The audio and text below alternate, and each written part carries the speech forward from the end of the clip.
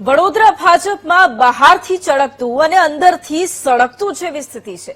Ticket વહેંચણી પછી ભાજપમાં આંતરિક જૂથવાદ ચરમસીમાએ પહોંચી ગયું છે। ટિકિટ વહેંચણીને લઈને ધારાસભ્યોમાં પણ રોષ વ્યાપ્યો છે। માંજલપુરના ધારાસભ્ય યોગેશ પટેલનો એક વિડીયો વાયરલ થઈ રહ્યો છે। વોર્ડ નંબર 18ના નારાજ ભાજપ કાર્યકર્તાઓ સામે યોગેશ પટેલ બળાપો કાઢતા દેખાયા। યોગેશ પટેલે શહેર ભાજપ પ્રમુખને ચોર કહ્યા છે। સંગઠનમાં પણ કોઈને પૂછતો નથી તેમ જણાવ્યું। આખા ગુજરાતમાં અત્યારે આ જ ધંધો ચાલી રહ્યો છે। બધે જ અંદરો અંદર લડાઈ થઈ રહી છે તેમ યોગેશ પટેલનું કહેવું છે।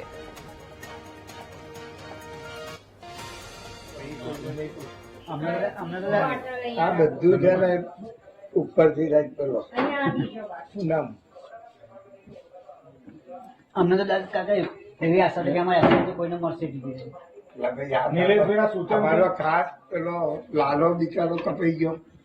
એવું કે છે પ્રમુખ શ્રી નીરજભાઈના સૂચનથી અને કાકાના સૂચનથી ચેતનભાઈ પરમાનું નામ આવ્યું વોર્ડ 17 ની તું ધ્યાન લે અંદર ભાઈ હવે એવું બધાની વચ્ચે મીડિયાને હું જાહેરમાં એમને કીધું મને કીધું 100 માણસની વચ્ચે એમને કીધું પ્રકાશભાઈ ચોર માણસ છે સંગઠનમાં કોઈને ના પૂછ્યું અહીં કોઈને નહીં પૂછતો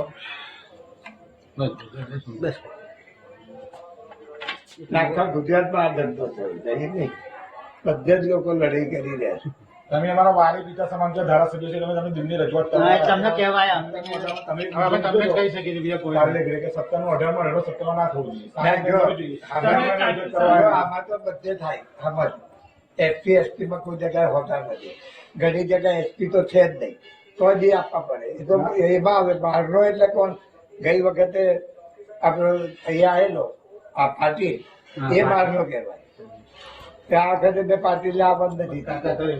ચાલો હવે તમે કરવી તો થઈ જાય। અને આ જ મુદ્દે સંવાદદાતા માનુ ફોન લાઈન પર છે। માનુ, વડોદરામાં એક તરફ ભાજપના ધારાસભ્ય યોગેશ પટેલનો એક વિડીયો વાયરલ થયો છે અને જેમાં તેઓ જે નારાજ કાર્યકર્તાઓ છે તેમની સામે બળાપો કાઢતા પણ દેખાયા છે। હજુ પણ એક નારાજગી દેખાઈ રહી છે। આખો મામલો શું છે વડોદરાનો? વહેંચણી બાદ ભાજપમાં ઉકળતા ચરુ જેવી સ્થિતિ છે। માંજલપુરના ધારાસભ્ય જે આખા રાજ્યમાં સૌથી સિનિયર ધારાસભ્ય છે એમને વોર્ડ 18ના વિસ્તારના જે કાઉન્સિલરો છે રજૂઆત કરેલા આખા લોકોને ટિકિટો આપી દીધી અને ખુદ યોગેશ પટેલે આ નારાજ કાર્યકર્તાઓ સામે પોતાનો બળાપો કાઢ્યો।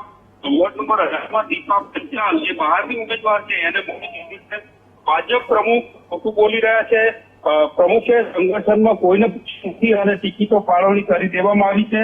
આ સભ્યોને પણ કીધું મંત્રી જે યોગેશ પટેલ છે એ કાર્યકર્તાઓ સામે સ્વીકાર કરી રહ્યા છે કે શૈલેષ પાટીલ બહારનો હતો એને મેં નથી આવવા દીધો।